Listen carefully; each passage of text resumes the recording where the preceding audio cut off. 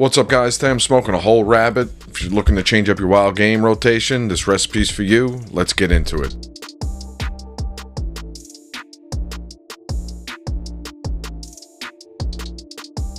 My friends over at Dexter Outdoors sent me this fillet knife a few months ago for the summer. I've used this for fish and brisket, believe it or not, and this thing works great on small animals.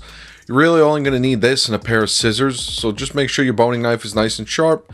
You're going to cut down the rib cage right down the middle. Then I like to make 2 snips with the rib cage going up towards the neck so it will butterfly open.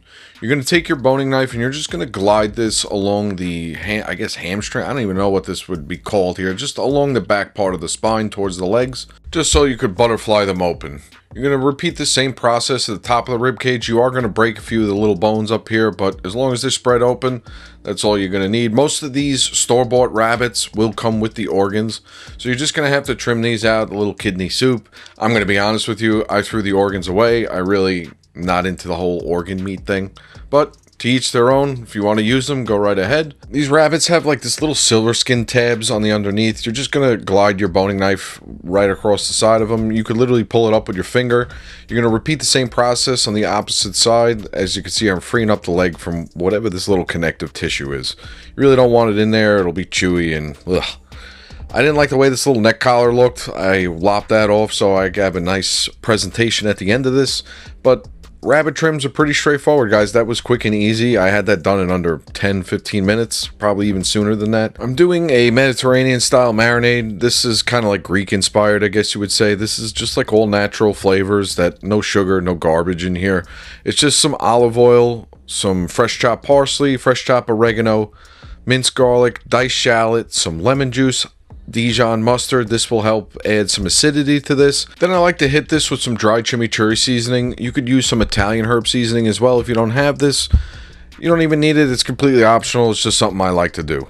You're going to mix this good. You're going to sprinkle in some salt and pepper. You're going to dump this over your rabbit.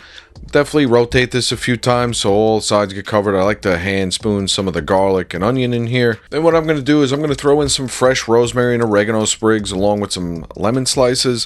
What I like to do is I like to stuff some of them inside of the rabbit because we're going to let this marinate anywhere from 4 to 6 hours. I recommend letting it go the full 6 hours, but if you're crunched for time, I get it. Halfway through the marinating process, you're going to flip the rabbit, coat it with that oil again, and let that hang out in the fridge. You just want to keep redistributing this so everything gets evenly marinated.